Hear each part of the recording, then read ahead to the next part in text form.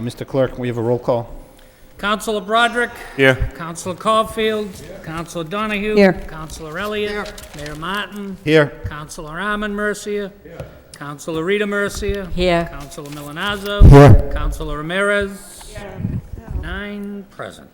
9 present. The reason for this is to get a presentation from the manager and superintendent on the proposed new school projects and open for discussion, questions from the councilors that may have any. So I would recognize City Manager. Mr. Mayor, the councilors, the issue before you tonight is to provide you an update on the schools projects that were approved back in 2001, the Maury School and Sapaceras. As you know, these projects were approved in 2001 for a certain amount of money that, and then there was there's subsequently been a freeze put on the school building assistance program.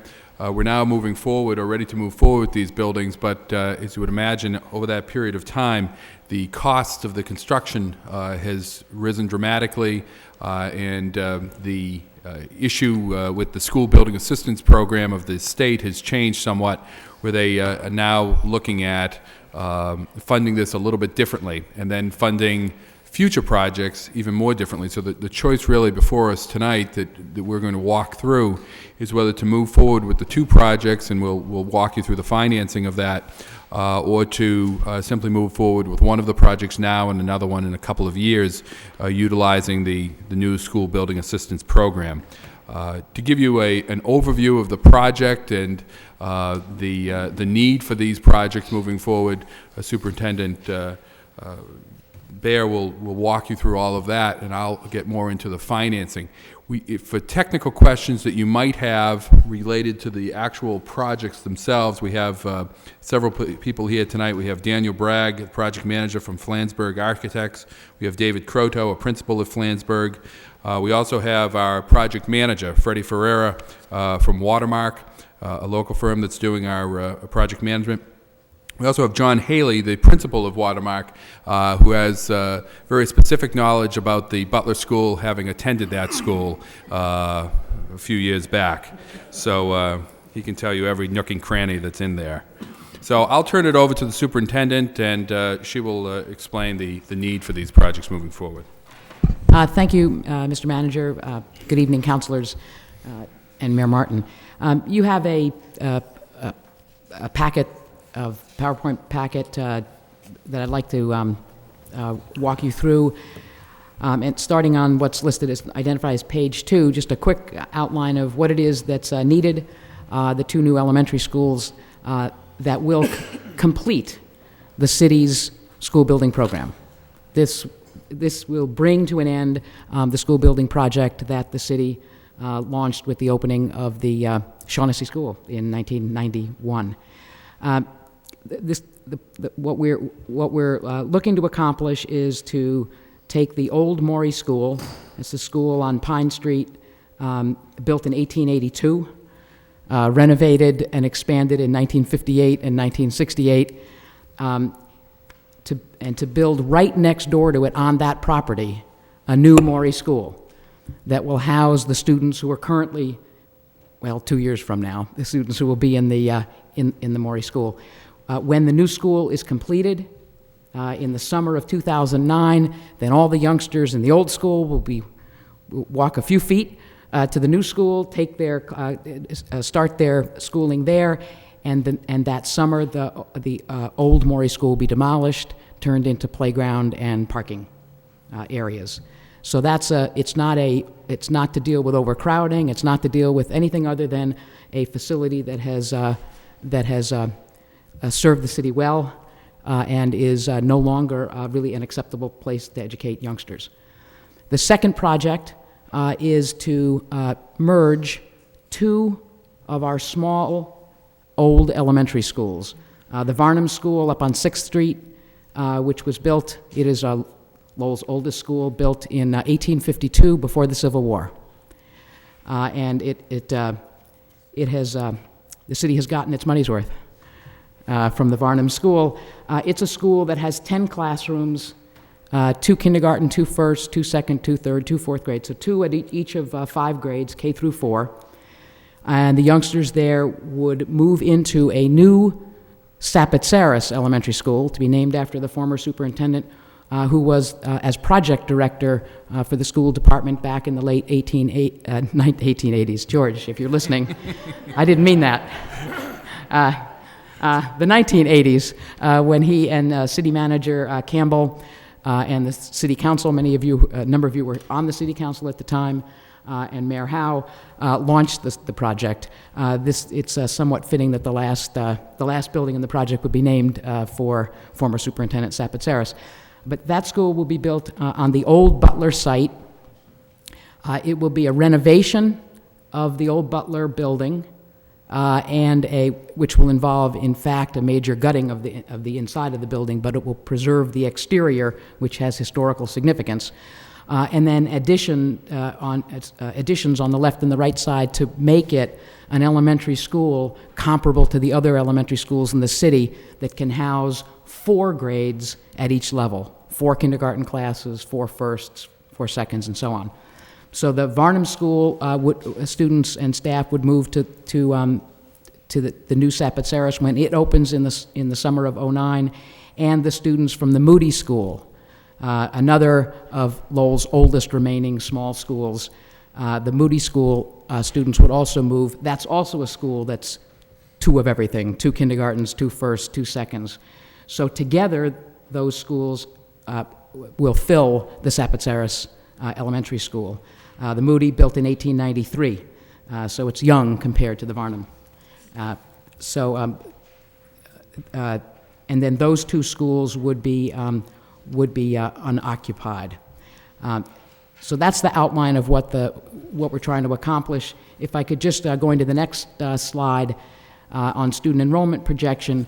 As I said, this is not a project that addresses overcrowding. The kids are in the Morey now. They'll move to the new Morey.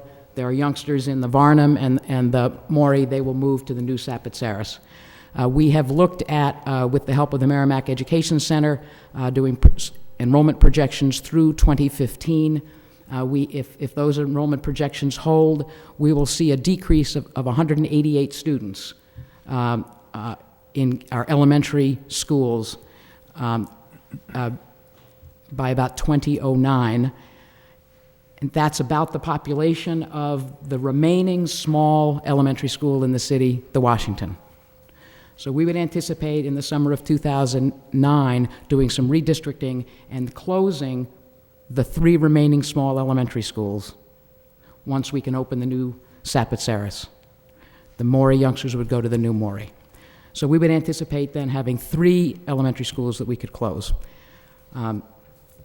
If I go to the next slide, why do we need to do this? If it's not for overcrowding, why would we need to do this? We need to do it to complete the project, which had as its goal fairness and equity for all youngsters in the city, and to have school facilities that really support quality education rather than serve as obstacles to it. The 450 students who are now attending the Morey Elementary School have no separate cafeteria, gymnasium, library media center, or specialized spaces for art and music.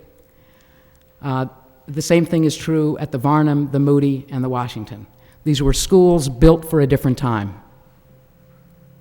These were schools that weren't built when we understood how important it is to have a library that is a welcoming place for youngsters to read and to learn to love books. Even more important today in schools, because there's so much outside of schools that works against kids to learn to love reading. Schools have to do that. They have to have places where youngsters can do that, and where they're fully equipped as library media centers to take advantage of technology and all the opportunities that come with technology. The teachers at these schools do the very best under challenging circumstances.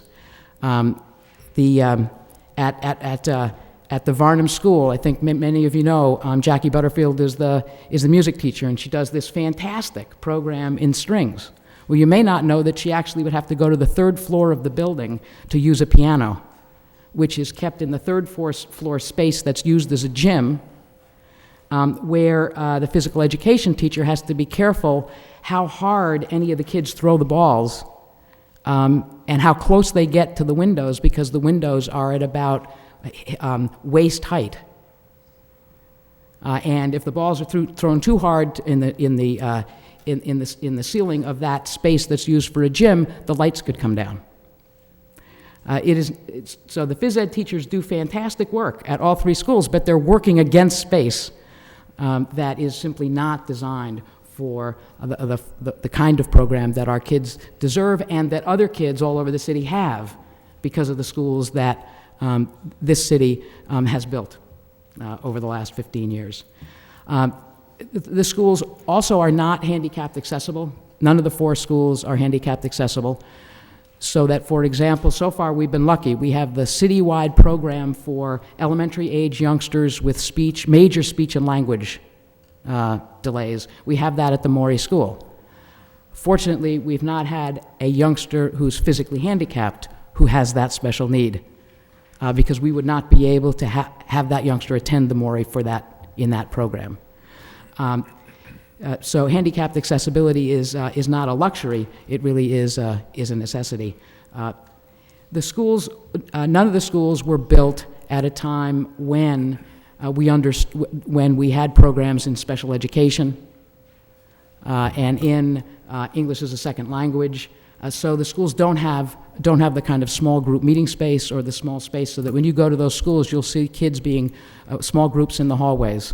With no privacy, no confidentiality. You'll see offices in closet spaces or shared in the hallways, and again, not the kind of private or professional environments that we need. On the next slide, I want to particularly talk about the really poor conditions at the Morey and the Varnum. This is not because the custodians haven't done everything they can to care for the buildings. It's not because the Department of Public Works hasn't tried to do everything it can. But these are particularly aged facilities that a significant number of problems are emerging. I would like to invite Assistant Superintendent Jay Lang to comment on the pictures that are in the next couple of slides. Thank you. Just to walk you through some of the pictures that depict some of the conditions at the existing schools on page 6. That's a few snapshots of the Morey School. The top right-hand picture on that page shows the cafeteria. That space in the Morey School is used as a cafeteria / gym / auditorium, because there's also a stage there. And what happens in the morning at that school is the tables are set up for breakfast. They have to be rolled up and cleaned up so that gym class can be held in the morning. And then gym class has to stop so that they can be put back down again for lunch, cleaned up after lunch, so they have to be folded back together so that gym classes can be held again in the afternoon. And then if there's an assembly that needs to go on at the same time, again, those 3 areas are competing for space at the school. The bottom left-hand picture just shows you some of the structural issues that we're having with the schools. Some of the water from different leaks we've had at the roof or different areas around the windows has infiltrated the building, and the structure around those areas is starting to deteriorate and crumble. The bottom right picture just shows a picture of one of the restroom facilities at the school. Just the fixtures and actual status of that room being subpar compared to our other facilities. The next page again continues with the Morey and just shows some of the boiler issues we have at that building. The top 2 pictures are related to the boiler in the older part of the building, and the bottom 2 pictures are a picture of the boiler and some of the overhead piping in the newer part of the building. They had experienced a significant flood in the newer part of the building when a piece of the roof came apart, and actually as you can see in the bottom right-hand picture, significant sections of the roof are really deteriorating and falling in. The Morey is a school that has frequent heating issues. As you remember back in September, we actually, when the DPW folks were trying to fire up the burners for the fall of the different schools, an excessive amount of smoke filled the school, and they had to be evacuated over to the daily school for the day. In various winters, we can't control room by room through a thermostat the heat in the building, so we either have to have the heat totally on, full blast, or off. And the way, unfortunately, they regulate the heat throughout that school is just opening and closing individual classroom windows. Water pressure is an issue in that building, and it had been in the Highlands in particular, and we'd hoped that the water tower up near the park, near the Daily School, was going to help out, and it really hadn't. It has not at the school. So water pressure in different bathrooms is significant. And again, I think you can tell from the pictures, it is an older school. There are some fire safety concerns in the building. There is no active sprinkler system in the event of a fire. Tiles in the floor are constantly coming up. Windows and doors don't always lock properly, and those are some of the issues that they're dealing with at the Maury. If you flip over to page 8, it depicts a little bit of the condition at the Varnum School. And the top left-hand corner, you just have a shot of the exterior. The top right-hand corner, they actually do have a handicapped accessible ramp to get into the first floor of the Varnum School. So we have had visitors that have tried to enter the school using that ramp, and unfortunately, once they get into the building, they can only maneuver around the first floor. So if they need to get to the basement or the second floor, they're unable to. The fire escape on the bottom left-hand picture is actually cited annually by the fire department when they come to do their fire drills at the schools as an escape that just shouldn't be utilized any further. But there really is no proper egress from the building when you're up on the top floors in the event of a fire, so it is still a working fire escape. And again, the bottom right-hand picture just depicts some of the actual windows. And, frames have come separate from the building. The windows don't always lock. It's quite breezy and drafty in the particular school. The page 9 of the slideshow, the top 2 pictures just illustrate the condition in the kind of makeshift cafeteria they have at the school. They corned off a piece of the basement and actually have set up a small cafeteria where they have different grades of kids eat at the same time, and that's one of our satellite lunch sites. So the food actually comes in from some of the newer buildings to feed the kids at breakfast and lunch. And the bottom 2 pictures just show some of the conditions of the bathrooms at the facility. Other issues that they deal with at the Varnum School in particular, the masonry in the building is really becoming difficult. Oftentimes, bricks will fall out, the mortar isn't properly setting. The window frames haven't been set up, and oftentimes do have difficulty locking. Their heating system has also experienced issues. Again, as the superintendent indicated, the building's not handicapped accessible, and oftentimes by having the ramp on the outside would give the illusion that it is. And again, we've had to turn people away when they've come into the building and wanted to get up to other floors.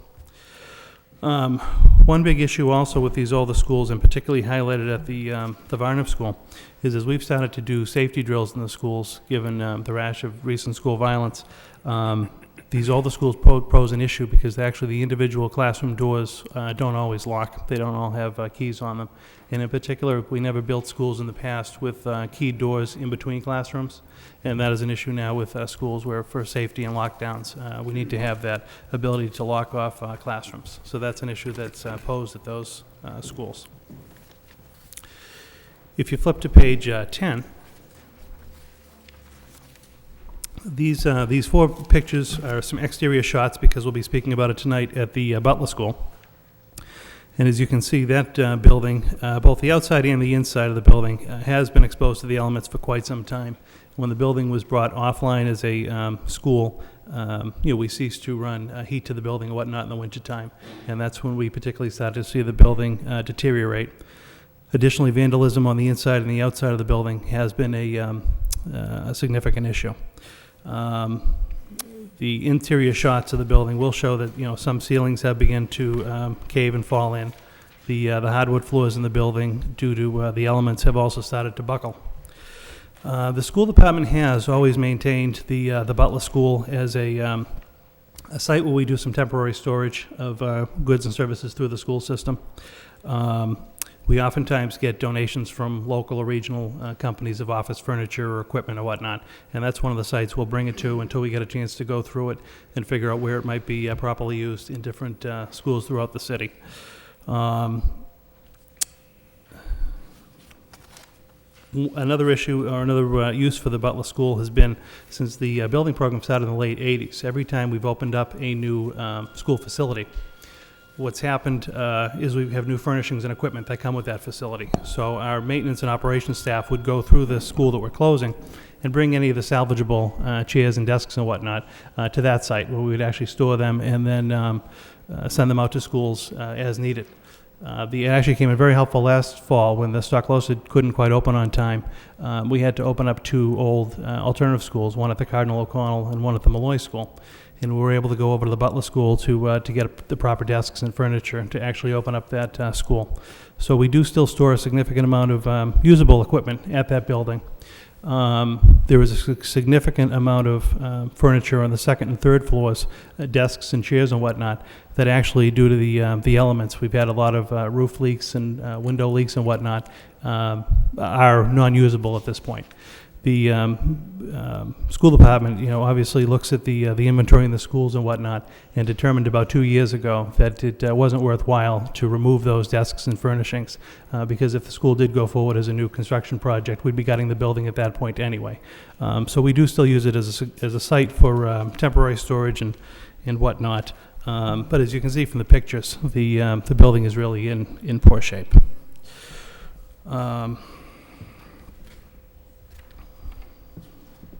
I think that gives you a good overview, and I'll turn it back to the superintendent. Thanks, Jay. Just wanted to, next couple of slides, just build some sort of historical context of where this fits in with the school building program. Slide 12 just describes Phase 1. A couple of you were here and voted for Phase 1. So the first school opening was the new Shaughnessy Elementary School on Gorham Street in 1991. And in that Phase 1, which was the largest phase of this ambitious project, the city built 10 new schools, 7 elementary schools, 3 middle schools, including the Sullivan, the Wang, and the new Butler, and then did major renovation at 4 middle schools, the Bartlett, the Daly, the Robinson, and the Rogers. So that was the big $138 million bond, and all those schools came online between 1991 and 1994. Then Phase 2 of the plan called for a major renovation at Lowell High School, completed in 1997, a $40 million project. And then Phase 3, the completed part of Phase 3, were the Pine Arts Magnet addition and renovation. So that's the old Pine Elementary School was renovated and then added to, so that it went from being one of those double schools of 2 kindergartens, 2 firsts, 2 seconds, to a full-fledged 4 classrooms to a grade school. The same thing at the Pawtucket Memorial addition and renovation. And then most recently, the new Stocklosa Middle School, opening in 2005. On slide 15, there were, in the original Phase 3 plan, there were 4 more schools to be built in the original plan. A new Morey School, a new school at the old Butler site. At that point, they didn't call it the Sapphire School. It was just described as a new school at the old Butler site. A new Washington Elementary School on the Washington School site. And a new school with a location to be determined that was to be a preschool through grade 8 school. So that's what, and that was thought to finish the project, the entire city's school building project. What we now know is that partly because of the development of the charter school, and because of slight shifts in enrollment since then, that the building of the new Morey and the Sapphire will be all that we need, barring some major change that we don't anticipate. That will be all we will need, assuming the charter school stays open and the enrollment trends are what Merrimack Education Center has indicated. The building of the new Morey and the new Sapphire will finish the building project that was launched in the city. And Phase 3 looks then to replace the remaining old schools in the city so that they will not have to be used as elementary schools, the Morey, the Varnum, the Moody, and the Washington. I think that finishes my part as we move into the finance piece. Thank you. As I said earlier, this project was approved back in 2001, and at that time, the total cost of the project of the two schools was estimated to be about $26.1 million, of which the state made a commitment under their old plan, their old program of 90%. They were going to fund some $23.5 million, and the city would be required to come up with about $2.6 million. Since that time, we're now roughly almost 6 years into it, the cost of construction has risen dramatically. And I think we've seen that in a number of projects around the city, and certainly read about it, that for a variety of reasons, including the impact of China buying steel, and the impact of Katrina, and all of the like, that we've seen construction costs rise dramatically. We're now looking at a total cost of $42.9 million for these two projects moving forward. In the old program, the state simply would have still funded 90% of it, and the city would have been responsible for about $4 million or $5 million.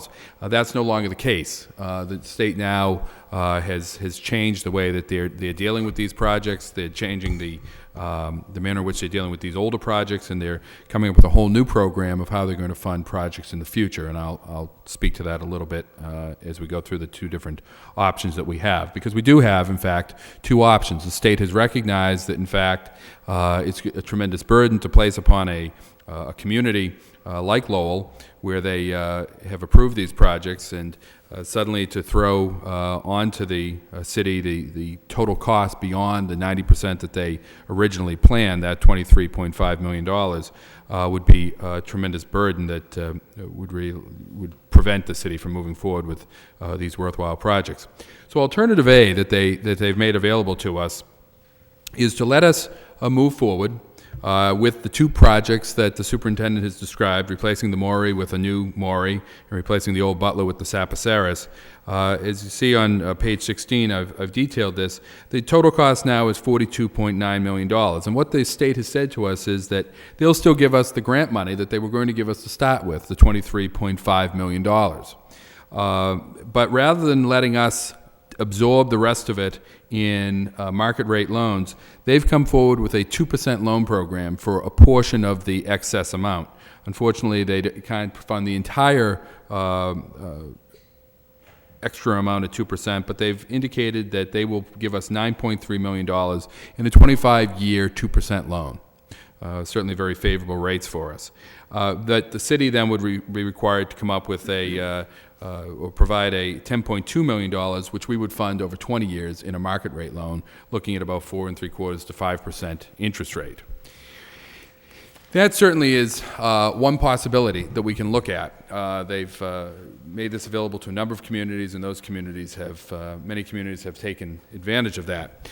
There are risks and issues associated with this, though. While we know what the school building assistance funding is, we do not yet know what the actual construction costs are going to be, and we're not going to know that until the bids are opened, and that's projected to take place probably in the March timeframe. So we have a couple months to go before we actually know what the full cost is. The state's share, however, is fixed. It's that $23.5 million and the 23.5 and the $9.3 million in the 2% loan. Anything above that, we would have to absorb in that 20-year bond that we would have to issue.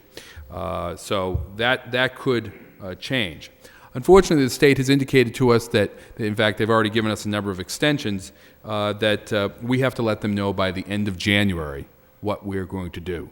And so that's why this is being put forward to you now with the expectation that there will be a vote by the council next week on which option to take and how we move forward with the programs that they've put forward to us. Another issue that I think we have to certainly identify to you is that a straight dollar-to-dollar comparison between going this route of the school building assistance grant and the 2% loan, a straight dollar-to-dollar indicates a greater net cost over the life of the loan than alternative B. Although in a strange sort of twist, and the chief financial officer can describe this to you a little bit if there are any questions, this alternative A is less expensive the first several years.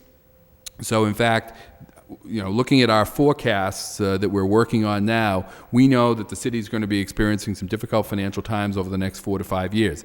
Going this route as I say, strangely enough, is less expensive for us than alternative B, that we would proceed in a couple of years to put the other school online or apply for or move forward with that at that time. As I say, we can talk to you a little bit about that. There are advantages to moving in this direction with alternative A that again, we need to, as much as we identify the risks and the issues, we also know that there are some advantages that the superintendent has already described to you. For instance, we do know that moving forward quickly in this way does create opportunities to raise revenue and contain rising operating costs. We think that there's a net benefit to the city here of some $750,000 to $825,000 a year by moving in this direction. Now, those will only take place over the first few years, because then ultimately you will bring on a second school, and some of those savings would be obtained anyway. But we think we should certainly identify those to you. For instance, the Varnum Elementary School could be closed. If we're able to move forward with the two projects immediately, the Varnum would be closing, returned to the city and sold, and hence returned to the tax rolls. And we would see a $75,000 annual savings in the school department's operating budget for utilities. Plus, obviously, the cost of selling the Varnum would bring additional revenue into the town that could go towards this overall project. The school department has identified some opportunities if the Moody and the Washington Elementary are closed, that they could be used for other purposes. One would be to relocate some of the central administration out of its current offices on Merrimack Street. We think that we could identify about $300,000 in annual savings by doing that. There would still certainly be a cost to maintain some offices there. Some $350,000 would still be needed to keep some offices on Merrimack Street. But we think that $300,000 could be saved immediately. Likewise, one of the schools could be utilized to provide an alternative special education program, which would result in savings. Right now, students are sent out of district to private schools for special education. By bringing it in-house, we think, one, it would save the system money, but we also think that it could generate some revenue from other school systems that would utilize this alternative school rather than going to the private schools. There's also efficiencies of operating one larger school over the two smaller schools. If you close the Moody and the Varnum and go into just the single Sapaceras, we do identify $150,000 in annual savings in personnel costs. So there are some advantages certainly to moving in the direction of proceeding as planned and bringing the two schools on as quickly as possible. Alternative B is another option that the state has provided to us. They've given us the option of taking the 2% loan, but they've also said that we can take the amount of money that has been set aside for these two projects and combine the money towards completion of one project, which in our case we would delay the Sapaceras and we would move forward with the Morey School. We wouldn't be able to take advantage of all of the money that the state was providing. Remember, the state was going to provide us with $23.5 million for these projects, but what they would fund is 90% of the cost of the Morey School. So in alternative B, if we were to do that, we would simply replace the Morey Elementary School now, and then we would build on a new site a Sapacera School with construction starting in 2009. Because we would go right in and seek, our goal would be to seek school building assistance money right now for the Sapaceras, and we would hopefully get that money in 2009, move forward with construction, and open that up in 2011, which is 2 to 3 years later than if we move forward with alternative A. In this case, we're estimating the total cost to be $43.9 million. Now, that's about $1 million more than alternative A in total cost, but the way that this would be structured, it would have over the total life of the loan a lower cost to the city, but again, it's over the entire life, and when you work that back through present value analysis, it becomes a little bit less, and as you'll see, we think there's some opportunities for us that would mitigate that. Under this scenario, the way we would fund this, the $43.9 million, is we would take the $17.9 million in school building assistance grants, that 90% number that I talked about, that by transferring those old Butler money over to the Maury, and then we would simply borrow $2 million in a 20-year market rate loan. So that's basically what we had anticipated to start with in doing with the Maury, getting that 90% funding. Then we would move forward in a couple of years with the Sapasaris Elementary School. We would, under the new program where the city used to receive 90% reimbursement on all of its costs, we would now are assuming that we'd get about a 75% reimbursement. The maximum that the state will give is 80%, but it's unclear. There isn't a clear formula yet to tell us exactly what we will receive. So we're conservatively, we think conservatively, but estimating at 75%. But as you can see, you'll see in a minute, one of the issues is whether in fact we'll even get the 75%. It's hard to say right now how the state will treat the city of Lowell in terms of its reimbursement rate. The remaining portion of the cost of the Sapasaris, some $6 million, would be funded through a 20-year market rate loan. So total, under this scenario, we'd be borrowing $6 million for the total project at total market rate. Under Alternative B, like Alternative A, there are risks and there are issues. One of the issues that we see, or certainly one of the risks, is that there are new school building assistance rules that are going into effect after June 30th that do create some uncertainty. As I said, we're estimating the maximum reimbursement at 75%. However, it's unclear exactly how that's going to come out for the city of Lowell. Unlike the old system that pretty much guaranteed that we'd get the 90%, now it's a case where they have a certain amount, and then you of a reimbursement rate based on your demographics, and then you get additional points or percentage points based upon certain factors: how your buildings are being maintained, whether in fact there's community purposes for these buildings, whether they're utilizing green technology, and there are a number of other factors that work that number up. We could get as high as 80%, but it's conceivable that we could only get 70%. But right now we're estimating it at 75%. One of the other risks, certainly, that we have identified is that there is no priority on the approval list given to desegregation as there had been in the past. Instead, priority is based upon getting rid of or replacing the most deteriorated school buildings in the Commonwealth. What they refer to as the number 4 schools. They've ranked all the schools in the Commonwealth 1 through 4, 4 being the worst, and there are 62 in the state. The only one here in the city is the Maury, and of course we're going to do that one first. So we wouldn't be ranked in the number 4 category for replacement of or the building of the new Sapasaris. Another priority will be building schools to relieve overcrowding, but as the superintendent has indicated, overcrowding isn't the central issue for us, so we would not receive any points on that. And also the priority will be placed on building new schools, not renovating or expanding old ones. So the idea of utilizing the Butler really is, the old Butler is out. We would have to move forward to build a new school if we were to receive priority from the state. So there will be a stiff competition for these limited resources. There is a 6-year backlog.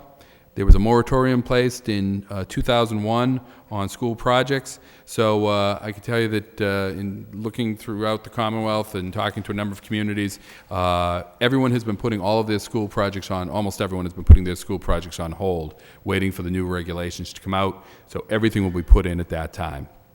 So that's certainly a risk for us. Another risk is the escalating construction costs. Now, I indicated that with the old Butler, or what would be the new Sapasaris, we're not sure exactly how the bids are going to come out over the next couple of months. But certainly, we don't know what's going to happen 2 years from now or 3 years from now in terms of our construction costs. In June of Just to give you some sense of that, in June of 2001, the Maury Elementary was estimated to cost just $12.6 million. It's now risen to $19.9 million, a 58% increase. Likewise, the Sapasaris was going to be 13.5. It's now estimated to be 23.1, a 71% increase. We've estimated to build a new Sapasaris at some other site in the city, if we go with option B, alternative B, that we've expected to be a 10% annual increase in the cost of construction. So that's built into the number we've put before you. But if in fact it exceeds that, which is a risk, that's will have to be funded through the city. The couple of other things I just want to touch upon in terms of starting over with the new Sapasaris at another site. We have spent about $1.5 million in architectural fees for the old Butler, what would be the new Sapasaris. Those would be lost. We could not regain those monies at all, and they are not reimbursable by the state. They would not provide us with any assistance on that. So that money would be lost with no benefit from it. There's also the cost of land. We wouldn't be able, as I said, we wouldn't be able to use the old Butler site. We'd have to find a new site, and while we would be able to sell the Gorham Street property, we would have to either buy land or use existing city land that has value to us. The only site that we've been able to identify is a large parcel of land over in Pawtuckettville, which isn't necessarily the best location for a new school, based upon the superintendent's analysis that that's not where the student population is. But that would be the only site that we could use. And then, of course, if you use that, while you may not have to pay for it, you do lose the opportunity to be able to do something with that in the future or to sell that in the future. So there's either a real cost or an opportunity cost, one way or another, with moving forward with the Sapasaris at a new site. It's over in the, we think that would be the likely area in Pawtuckettville, and that does have increased transportation costs. So there's some additional operational costs that we would have to look at as well. And then, of course, the other problem that we have that the superintendent has pointed out is that waiting those 2 years, 3 years, or more in which to get this project off the ground, the students at the Moody, the Varnum, and the Washington would continue to be educated in clearly inferior facilities that we would like to address. It is a very difficult choice between alternative A and alternative B, and we've gone round and round with this for the last several months, and we've tried to keep our options open. If you recall, actually, this was one of the first votes I brought to the City Council back in September, I think, of which program to get into with the state, the low-interest loan or the grant conversion program. And we filed for both, hoping to keep our options open. And since then, hoping that something would come about that would make it very clear which direction we should head. It is a difficult choice. But based upon all of the analysis that we've done working with the school department, we can only recommend alternative A. That it seems to be the fewest risks. It guarantees that both schools will be built now with and eliminate the uncertainty. Has the immediate benefits for the students. It has the lower short-term debt costs that we've talked about because of the structure of the financing. It provides us with the quickest opportunity to generate revenue and savings that mitigate that cost differential between A and B. We think that all in all, if you look at A and B, you look at those cost savings, you look at the opportunity that you may have to either sell that property over in Pawtuckettville or use it for some other purpose, thereby avoiding any costs in the future, that it really balances out. It may not wipe that cost differential out completely, but it mitigates it to a very large extent. And so based upon that and the analysis, we've recommended that the council move forward with alternative A. That completes the presentation. Happy to answer questions. We're here to do that, and the architect and the project manager are here as well. Councilor Rita Mercia. Yes, thank you. Through you, Mr. Mayor, to the city manager. This all sounds well and good, and option A is the best choice. But after you just got through raising taxes for our residents, plus the fact we just voted $1 million to bond money to fix the ice rink, now we're asking them for more. And I don't know how we're all going to pay for all this, considering we have people on fixed income. And I know that this is progress.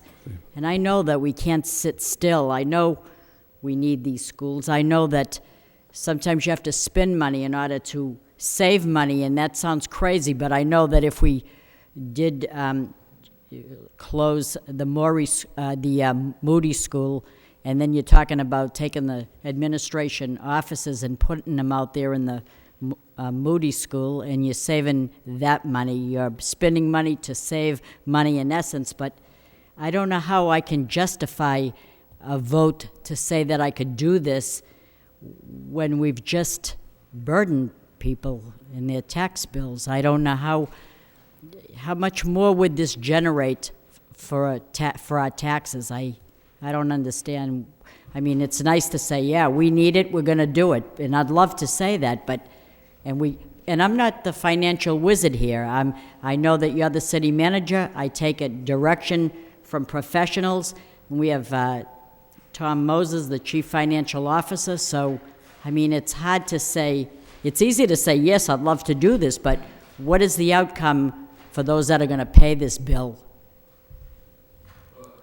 Mr. Manager? We don't have that answer yet, do we? We're trying to, we'll get you that number and what that impact this would be on the tax rate, and that, of course, would be in the peak year. We'll give you what it would be in a peak year at the current tax rate. As I indicated, it's a strange twist if you do the alternative A, the way it's the structuring of the financing through the 2% loan program, and that in fact over the next 3 to 4, 5 years, it's a little bit less than you do if you, unless you don't move forward with the second school even farther out, which then means you have the inferior conditions for even longer, and it means you don't recognize or realize any of those savings. But you do have those short-term costs. It's a little bit less to do alternative A. But you're right. When you get to alternative B, it costs a little bit more. But the cost you have. Yeah, it actually takes about 5 years or so to get to the peak cost because of construction period and short-term borrowing. But it really, the added cost of roughly $1.5 million a year winds up, I'm estimating at this point, but somewhere between $50 and $55 for the average taxpayer. And it was $220 on average for the taxpayer to pay. And I know that my taxes went up $65 a quarter, and that's reasonable compared to a lot of what I heard. And if you could say to me, well, we're going into the Hamilton Canal District and we're going to put up something significant that will generate a commercial tax base, I could accept something like that. But I see we're going to build this, we're going to build that, and it's not generating any taxes. But yet I could spend a ton of money. But I want you to give me a plan with something that's going to generate money for this city, and I don't see it happening. Well, I think, Councilor, certainly, we're moving forward with the Hamilton Canal project, and hopefully 3 years from now we'll see buildings out there. I think one of the issues that we have, the city's facing, and it is a tough choice. I mean, I think we have to move forward with alternative A or alternative B. We think that alternative A, again, while long-term has more costs, short-term has less, and we think we can mitigate many of the longer-term costs even through the actions that we're taking, and we think that there's more certainty to that. But the city is facing a very serious problem, and I think you've hit upon it, and that is that there hasn't been, we do have problems. We have the auditorium has problems, the arena has problems. The problem is that the city hasn't invested in its infrastructure over the last number of years, and there are serious capital needs that we have. And evidence of that is, in fact, that the debt service is dropping over the next several years because we haven't been borrowing any money. We haven't been doing anything outside of some of the work that we're doing with the CSO project. So although we're saying it's $55, that's to do the alternative A. Alternative B still has a cost. It won't be the same peak of $55, but it's still going to be some $40 or thereabouts, probably. Actually, that peaks it a little higher, but it's temporary. It peaks probably more like $60. It goes You down know, this after is that. all well and good because I have a job and I can afford it. But there's a lot of people on fixed income that can't afford all this. Right. This is all well and good. I just wish we could balance it off and say, we're going to spend here, but we're building industry here, and I don't see it happening. Well, I don't know what to say, and but this is my concern. I share your concern with that, Counselor. I think that we need to continue our economic development initiatives. I mean, we are seeing some positive things on that front with Motorola coming, other businesses locating in the city, and the Hamilton Canal project moving forward. But I think just on the face of it, something has to be done with these school buildings. We can't expect the students to continue going to some of these schools where the ceilings are coming down and the conditions are what they are. And again, you either do A, that's going to cost $55 at its peak, or you're going to do B, which is going to cost $40 or $60 at its peak, but drop down to about $40 or thereabouts. Something has to be done either one of those ways. The positive thing is that the debt service of the city is going down, so this will at least feed into that during that period that it drops off. So that, I mean, you do need to continue investing in the community. You do need to continue investing in your infrastructure, and because the alternative is very dangerous. And if as your debt service for other capital projects drops off, you need to fill that in with other capital projects, or the long-term consequences are very severe. And I understand what you're saying, but I see ourselves going closer to the levy limit, and I don't want to go there. Mr. Manager, just to follow up on that last point, if I might, are you talking about, you said a $55 per taxpayer, but not necessarily increase? Is there a way to pay for this as existing debt retires and you just maintain the level, or are you talking about something that would certainly be an increase to the levy? Mr. Mayor, that was my point in discussing, and I think perhaps I wasn't clear on that. With the debt service, as it drops off, you'll see this won't be an increase above what it is now. It will simply fill in the gap of how debt service has dropped down. I don't know if I've explained that. Okay. Councilor Broderick? Perfectly. Thank you, Mr. Mayor. Excuse me. I understand Councilor Rita Mercia's point, and I think we all know it, that we're paying for something we're not going to get an immediate return on. But I think, as we've seen, the conditions are deplorable, and we're going to need to do something. Whether we just close them and move the kids to try and combine them in other schools, I don't know. That's I guess option C. But I think that we have to try and figure out what's the best. What can we do? Can we afford to do anything? But I guess not to sidetrack here, but I think that it can be an investment that pays off, because when we're trying to bring in businesses, commercial. And also, people want to move here for our housing market. They're going to look at public safety and education, and then the taxes. And if public safety is okay, education is less than okay, they're not going to get to the tax rate. So I think that's something that it's definitely going to pay off in the long run to have a better schooling for our children, not only for the children that are in there, but for the community as a whole, or the city as a whole. And it will have a trickle-down effect, not the immediate effect that we sitting here want to see, or the people at home want to see, but it's a fact that it will be important as we try and bring in more business and try and develop the Hamilton Canal area. And we're going to bring business in. Businesses want to see places where their employees can live. And one of the things we're going to look at is affordability, public safety, and education. And if we don't have that, then we're shooting ourselves in the foot to start. Now, again, I'm not saying I'm going to support one of these or not. I haven't had time to digest all this. But a question that I had, and I think I'm not sure if you just answered it, is the peak in Plan A would be $55 a tax bill per year, correct? Is that including the fall off, or the, what do they call it, retiring the debt service? No, the existing debt service would fall off, and it would be replaced by this $50. So it does include it, though. What I'm saying is that includes, so if nothing else, if everything stays even, we don't incur any other debt service, the debt service that falls off with this added on would be about $55 more? No. Those are dangerous words when you say all things being equal, but that's true. Well, it's for snapshot-wise. If Right. whatever we expect to fall off, Right. and we add this on, it's going to be $55 more? That's correct. Well, Okay. that's in the opposite of what I thought. Right. Is it, go ahead. Our debt service naturally falls off. The way municipal debt works is you pay less and less each year until you're pretty much done with interest, and then all the debt falls off. And so each year our existing debt gets less and less. So if we didn't issue any more debt other than this school, our existing debt would be trending down. This debt would trend up for about 5 years, replacing that.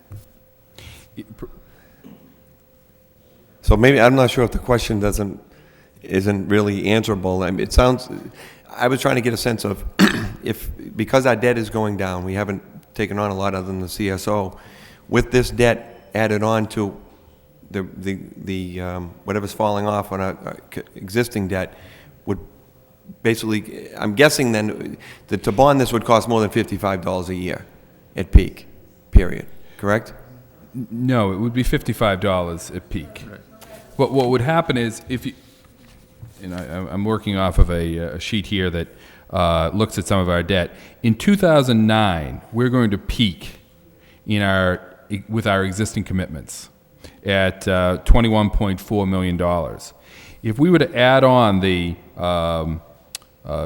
Maury and Butler proposal of some $390,000 in 2009, that's included in that 21.4. The following year, we would incur all of the total debt in 2010, and our total debt service would go up to $22 million. But it starts to drop down. In 2011, it actually drops below where it was in 2009 when the full project comes on. So in fact, it becomes less by 2011 than what we'd be paying in 2009. Okay, I guess that's what I was wondering. Timeline. So even though you've got the full project on in 2011, and your debt service associated with that is $2.2 million, right? That's the full load. That's the peak of that project. Your debt service that year total for the city will be $21.1 million, based upon what we have right now on the books, which is about $700,000 less than what it was in 2009. So the peak of the debt for this project will still be less than what we'll be paying in 2009 with really nothing on. Okay. And last question, I'll be brief, as I know everybody has some questions here. With the saving, does this include whatever savings we're hoping we realize? No. So that would be some type of offset there? Mm-hmm. And you're estimating it would be about what was it? I think it's safe to say it'd be about $700,000 to $750,000. And that would only be for the first? That would be for the first 3 years, 4 years, because sooner or later you have to build that second school, and then you'd realize those savings. Okay, well. so it would happen either way when the second school is done? Yeah, but you're talking 3 years of savings there that you wouldn't get otherwise. Okay. Thank you. Councilor Donahue? Thank you. I think one of the reasons I think the joint subcommittee wanted this all presented to the council as a whole is because it is a huge amount of material and it's complicated and not easy to digest. One of the things that struck me in when you talk about A, doing both of the schools, or B, doing just the Maury and delaying on the second school, strangely enough, and it just still doesn't make sense to me, but when you start in 2009, it's actually cheaper in the early years to do both schools than if you only did one school. It's just the way the numbers work. That it's $390,000 in 2009 if you do both schools. It's $397,000 a year if you do only one. And then it changes in the years out. Obviously, it gets more expensive, but so that's kind of quirky. That forgetting about how it, files in with what other debt services out there. In the early years, it's cheaper to do both, right, as far as monies that are being put out by the city. The biggest problem I see, Mr. Manager, is that in both cases we're dealing on pure estimates, and we simply don't know what the real costs are, and yet the state's really asking us to make an extraordinarily important decision based on estimates. That's the problem I have. I mean, is there any, for instance, we are basically a little better than 2 months away from knowing what these two projects are going to cost. I mean, we've diligently gone through, they've been prepared, the pre-qualification of the bids or the contractors and the subs and all that. And we're hoping to go out sometime next month, right, to bid. Is that right, Jay? So it just seems unreasonable that we've been, and maybe I'm preaching to the choir, but, this was a project of 2001 that the state, we went to the state, and then they had a moratorium. Through no fault of ours or the state, we were all put in limbo and just had to sit and wait and wait and wait. And now all of a sudden the project's been, it's actually been about a year or so, hasn't it, that they've reopened the project or the school building program. And now they're saying, well, hurry up, you got to decide right now. Why can't they wait 2 months until we know what these numbers are so we can make an intelligent, informed decision? Do we do both or do we do one? Because if I were to look at just these numbers and these numbers were solid, these were real, or as real as you can get, then you can make an intelligent decision. But any one of these schools the numbers could go, higher, lower. I mean, I don't think they'll go lower, but yeah, I like it. But, the Butler School, the Sapasera School, that could go a lot higher. And to the point that maybe it's not reasonable, even though we are into it for $1.5 million of design fees. Maybe you say, it's just not reasonable. Let's find another site. This is crazy how much this is going to cost. So thankfully we still have another week at least, I guess, but is there any way we can appeal to the state delegation to go to the powers that be in the school building and say, can we get an extension of time for 60 days or at least whatever the bid date is back so that we can fully utilize what all we're talking about is being, having the opportunity to utilize the monies that have been approved so far. And then the 2% loan program, right? I mean, there's not new monies being granted per se. It's really the loan program or whether we're going to convert what they've already earmarked or approved for us. So I don't see why that would be unreasonable. And there's probably a lot of reasons that I'm not privy to, but, does it make sense? I mean, I guess I'd do that by way of a motion and ask that we contact this state delegation and see if they can prevail upon the state to say, this is critical for us to really know this. And we've done everything that we can to get these projects out to bid.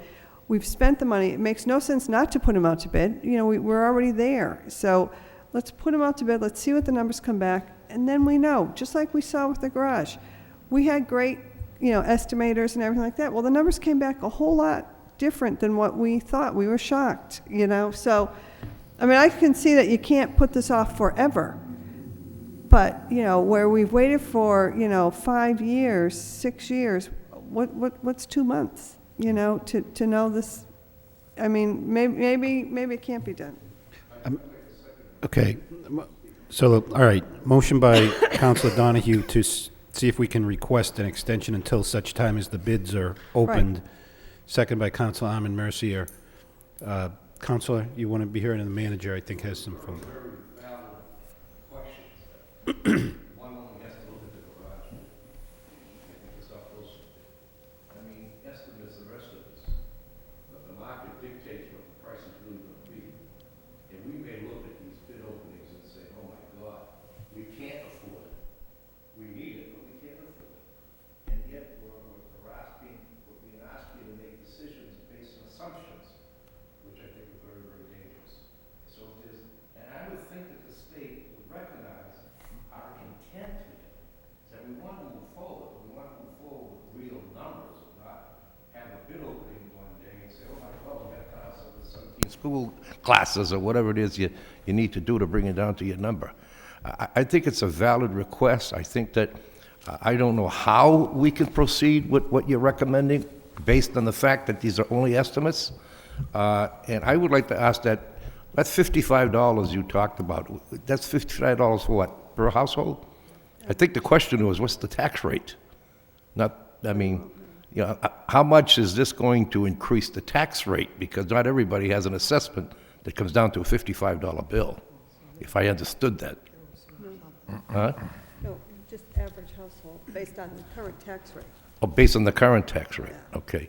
I really am always very concerned about estimates, because that's all they are, and then getting shocked when the bids are open, and now we got to backpedal, we got to cut. I suspect that the problems we have at the arena may have been caused by the fact that when the bids come in, they were too high, and that there had to be some decisions made that affected, I think, the building in the arena. The jam plan garage is a good example when that bid came in, and I suspect, I'm not sure, and I shouldn't ask the question, I don't know the answer, but the Star Closer School, I think, was a lot higher than its estimate. Am I right? And that's 2005. I haven't seen a building project yet that the city's involved in that didn't go way above the estimate when the bids come in. So I think that we could give a case to the state legislature, by the way, our delegation, and go to SBA with you, and say, look, this is very reasonable. We'd like to proceed, but we're proceeding now in a vacuum. We don't know what we're voting for and how much we're voting for. So I think that's critical. I know that we have a short period of time here, but I always am doubtful about estimates, only based on what's happened in the past. Thank you, Mr. Mayor. Thank you. Councilor Caulfield? Thank you, Mr. Mayor. Madam Superintendent, I just want to let you know that I did tour the Varnum School yesterday. And the custodian that works there, Kenny Trott, the school is impeccable. It's clean. And you can see that he's extremely proud and dedicated of his work. I must admit, the Varnum School leaves a lot to be desired. And those children don't have the same amenities that the children have at the Lincoln School, the McAvenue School, the Bailey School, and that is a shame. It is a shame. What's before us this evening, and I've studied this whole project for over a week, is a common sense approach to this school building program. Now, is the design and engineering finished? So, it's finished, the paper, the prints, everything's done? Yeah, I think the last review we had was the 95% 95%. drawings. And I believe the 100% drawings were passed over to Watermark, the project engineer, the project manager, within the last week to review. I'm looking at this communication that I received from the school department, and I imagine from Watermark. Design and engineering fees, $1,048,000. What is the inflation? I mean, did the paper inflate? Did the paper go up since 2005? There's an inflation attached to this. It's gone up to $1,086,000. What's that all about? Without knowing exactly the document you're referencing, are you referencing a document that is separating out the engineering It says fees? inflation adjustment, 2001 to 2005. No, that's. Is that for the engineering, or is that for the? It says design and engineering. I don't want to belabor this, Mr. Manager, but I'm just bringing this out. And it was indicated in the report we received, engineering and design is $1.5 million. Councilor, it would be hard for us to explain what you have in front of you without us seeing it. Everyone should have that. That's the school department. But anyways. I didn't bring it tonight. Huh? You don't have it? Right there. Which one is that? Okay. Right there on the second page. There are a lot of hidden costs here. Counselor, just not to interrupt, but those are documents that you got at the subcommittee meeting, probably? Yes. Okay. Yes. And if my colleagues like to see that, I have it here. I do know what you're referencing now. Right, right. Engineering and design is not 1.5 million, it's 1,086,000, and I'd like to know what the inflation is all about. Right. That's, you can answer that next week. Well, No, I I think can- Mr. Lang knows. Yeah, no, now that I know the document you're referencing, the engineering and design fees haven't changed. They're still the $1,086,363. Incorporated into that, down below, there are additional project costs for all of the various consultants, the surveying, the civil engineering, all of those different trades. A portion of that has also been paid out to date for the prep work at the Butler School site. So it's the combination between the $1,086,000, because actually a portion of that money won't be spent until the construction phase of the project. So it's only a portion of that funds, plus the amount of money that's been paid out under the $961,649 for the additional consultant costs that add up to that $1,500,000. So this figure I have in front of me, I should ignore that. It's- No, that's a true figure. That if you look directly across for design and engineering fees, it's listed at $1,086,365. And I would say the 80%, let's say, of that fee is going to be paid to date. Down below, additional project costs, the $961,649. Those are all the individual consultants and different groups that actually had to do site work, site review, whatnot, leading up to this. So it's a combination between the engineer fees, and those subcontractors are all paid through the architect firm. Okay. It's been discussed during this debate, a 2% loan. It's a 2% loan on $19,476,000. Let's not lose sight of the fact. The taxpayer of this city is going to pay for the $19,476,000. If it's a 1% loan, 2% loan, the people still have to pay that back.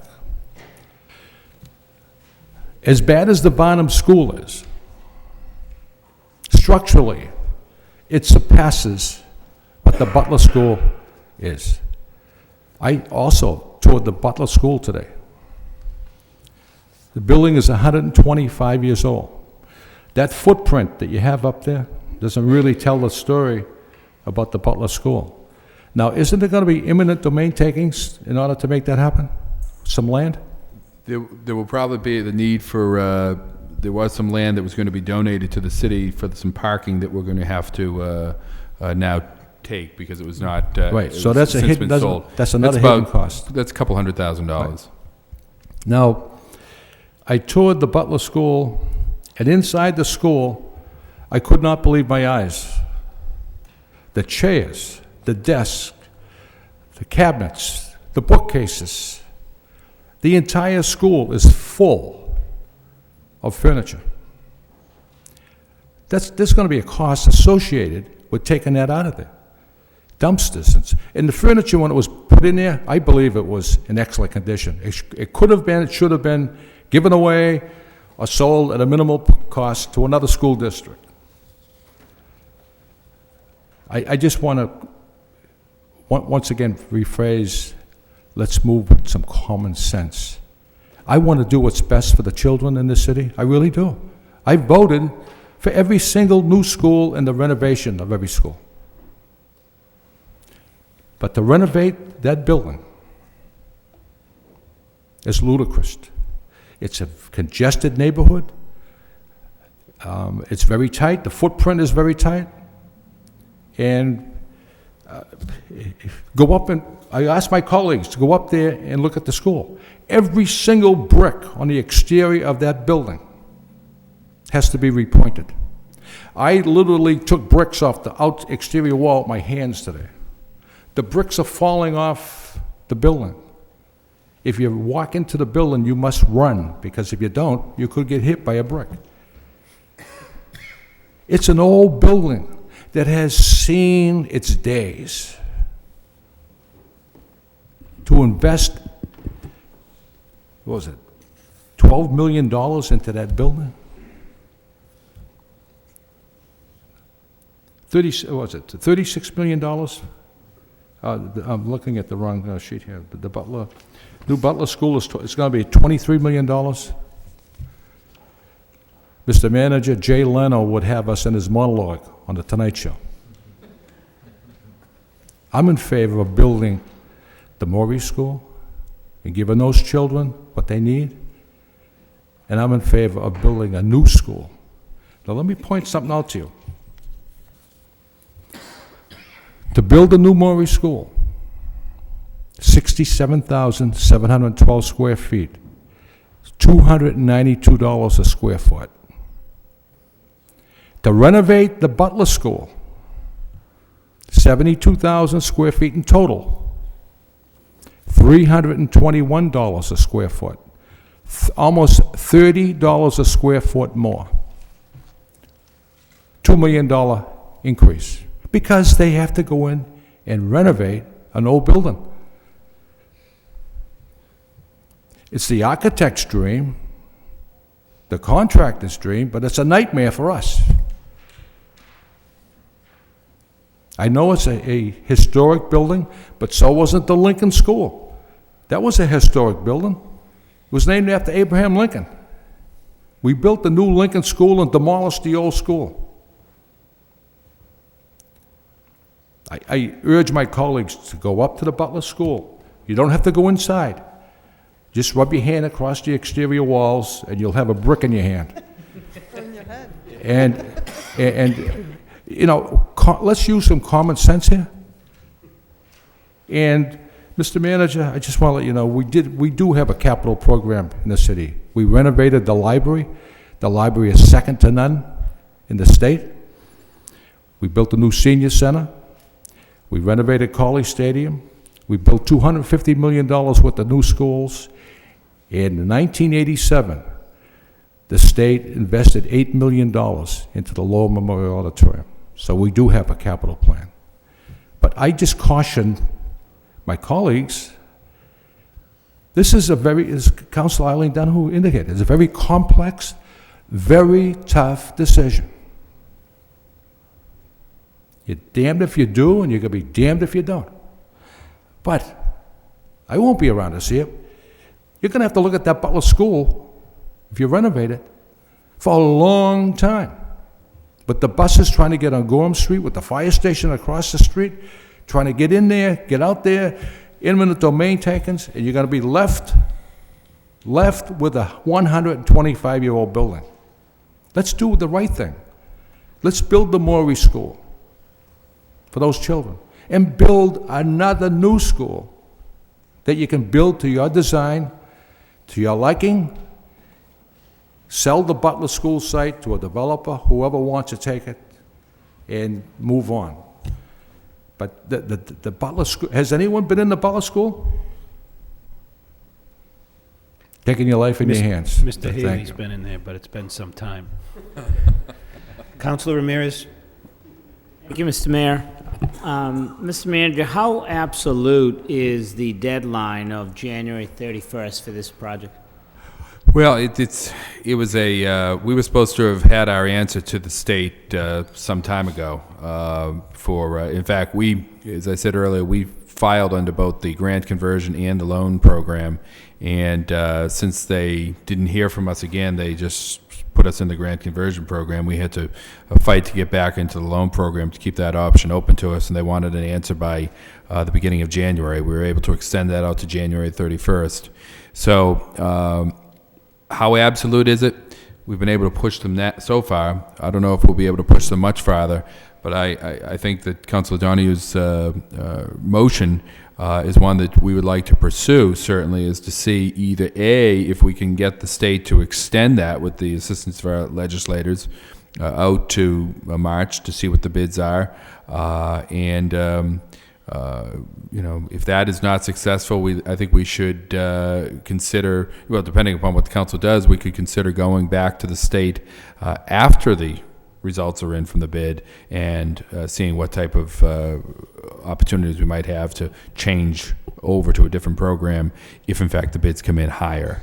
But I certainly think we should have that dialogue with our legislators, depending upon what the council would like to see us do. No, I don't disagree. I don't want to be on a fool's errand, but I certainly support the motion because, we've talked about a number of issues here, from the arena to the ice to the projects we've done in the past, and the issue here is reasonable foreseeability. And if you look at the projects we've talked about, they've all come in much higher. And so, with all due respect, as much as I appreciate all the work that the CFO's done on this, The numbers aren't reliable when you put them into the real market, and the market's going to dictate. So I fully support the motion, and that's why I wanted to know just how reasonable a motion it is, but I do support it. Thank you. Thanks. Council Milonazo? Thank you, Mr. Mayor. Let me begin by recognizing the good work that the joint subcommittees have done on this issue. I think that both the school committee and the city council subcommittee deserve to be recognized for the good work that they have done to date. I'd also like to state that when I went to the Moody School in the late 60s, the building was old back then. And when my father-in-law was principal of the Washington School, Eddie Byrne, the building was very old back then. So I can certainly appreciate what's going on with both the Moody schools and the Washington School. But I do have two questions. One for Madam Superintendent, if I could, regarding, I believe the city is set up as zones now as we look at our enrollment numbers. And can you just touch upon the fact that we do have the Shaughnessy School and the new Butler School in that Gorham Street area, how this new Sarrett School would be impacted as it relates to that particular zone? Yes, they sit in the same zone as the schools in Centerville, and then also in the center of the city where the Rogers is. We know that we will look at how we're looking at a couple of things. And if the two schools get built, if that's the decision, we're doing a careful look at where the kids are living, and ideally we'd like to carve out. We'd like to have three zones: a center zone of the city, an east and a west, and in order both to cut down transportation costs, which I know has been a concern of both the city council and the school department. So we're quite confident in the work that we've done thus far that we can carve out sensible districts that would make maximum use of where those buildings are. Okay, thank you. And Mr. Manager, if we go forward with alternative A, and the Sarrett School comes in, say, 100% more than we budgeted, or 50%, say, more than budgeted, what are our options at that particular point? Do we not go forward? Do we then take a portion of the state money and just put it toward the Morey School? I guess it is my question. If we go forward and say, okay, let's go forward with alternative A, do both schools, but then the construction bids come in. Well, I think I think the purpose certainly of the motion is to see if we can extend that out to give ourselves a little bit more room to maneuver here, and that's we felt that obviously it was important to come in and speak to you tonight, and then and continue to pursue whatever we could, and I think the motion allows us to do that and encourages us to do that. Assuming that doesn't happen, then you're under option A. You would either move forward and absorb that full additional cost to the city, and that would be, if it was a 50% increase, that would be devastating. Right. And I would probably recommend against that, and I say we just move forward with one. Unfortunately, I'd have to look at the numbers of how that would work out, because assuming the state doesn't allow us to then convert over, there'd be a cost to us for that as well. Okay, would the state leave both grant and low interest loan money on the table? They'd leave the grant, but they wouldn't give us the 2% loan at that point. Okay. Well, no, they would. They would. But they wouldn't allow us to do the grant conversion. Okay. Just to do the 2% on the. Okay. Right. Okay. Thank you. That's all I had, Mr. Mayor. Okay. Councilor Elliott. Thank you, Mr. Mayor. It certainly has been a long road to get here. It seemed every subcommittee meeting I don't want to say bad news, but it wasn't good news. Even the last one that I attended, where we learned from the architects that it was not a new building, but in Woburn, at Waltham, excuse me, I'll get it right, I thought it was Wakefield. Waltham just going through a similar process, and when they opened the bids, it was $4 million greater than what the estimate was. And I think, the motion is appropriate to at least go the extra mile to find out, we need 60 days. We need to know a concrete number to send us in what direction we need to go on, one way or the other. We have an estimate. I would also like to know between now and then, Mr. Manager or Mr. Chief Financial Officer, where does this fit into, and I know we're working on a capital plan, where does this project fit into the capital plan? Our debt does decrease in year, it does start to go down, I would say slightly, and you know, we have heard from our auditors in the past, we have to continue to reinvest. You know, we hit that time and time again. But that doesn't mean that we have to take on new debt. And where does, I would like to know, where does this project fit into, number one, all of the other obligations that we do have, including the jam garage that we still don't know how we're paying for, in my opinion. You know, it's supposed to be coming out of parking receipts, but that has to be factored in because that's going to come on the debt because of general obligation bonds. Where does that fit into? And where are we with our general operating budget? And where does this debt schedule fit into that? What are the costs associated? We know that health insurance costs are going up. We know that, you know, we have so many other fixed costs, and probably on the school side, where are we with our contracts? You know, I would like to know this before we move forward. What impact is this going to have? You know, Mr. Moses said something earlier to Council Project. These numbers, you have to assume things, but they assume that everything else remains constant, and we know that's not going to happen. So between now and then, you know, where does this fit into the financial forecast that because it is a significant amount of money. You know, 300,000, and then in year, you know, 2012, it's taken a big step up, you know, 1.1, 1.5, 1.6. And I don't want to, you know, I don't want to handcuff future councils. We may not be here by then. So I think we have to make informed decisions and realize how does this fit into the big picture. And this is all good information, and it's been very forthcoming at all the subcommittee meetings. And if you do look at the schedule in the long run, you know, alternative A makes sense. But, you know, how can we afford it knowing people are hurting from this year's tax increase? And we just struggled over $1 million. How do we come to grips with 19, knowing all of the other obligations that we have in the next 5 years, never mind the next 20. So, I know that's probably, you know, a tall order, but we need to look at the big picture instead of, you know, jeopardizing, you know, future obligations that we have. So, excuse me, and thank you. Okay, there is a motion on the floor by Councilor Donahue, seconded by Councilor Armin Mercier, to contact the state to seek an extension of time. We have a roll call on that motion. Councilor Broderick? Yes. Councilor Caulfield? Yes. Yes. Councilor Elliott? Yes. Yes. Yes. Yes. Yes. Yes. 9 yeas, the motion's approved. Any further discussion on this? Councilor Donahue. I just wanted to acknowledge the joint subcommittee. I know Chairman McHugh's been here, as well as other school committee members.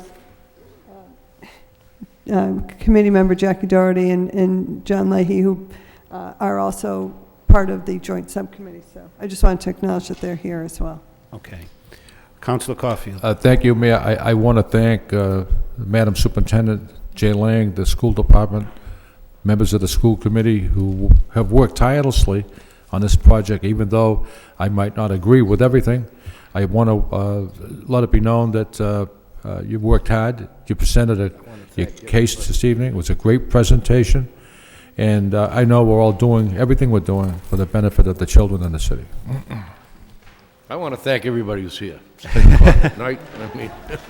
All right, so we will, I think the manager will bring that request forward. If it's unsuccessful, we may have to schedule a vote on this for next week. Yeah, Councilor my Donahue. understanding is, Mr. Mayor, is that it probably should be on the agenda one way or another for a report back or a vote, because we have to do something. We can't let the date go by and ignore it, because then we could be harming ourselves financially. So. Okay. Motion to adjourn by Councilor Armin Mercier, seconded by Councilor Broderick. All those in favor say aye. Any opposed? Stand adjourned. Thank you. You've done your homework on that thing, because you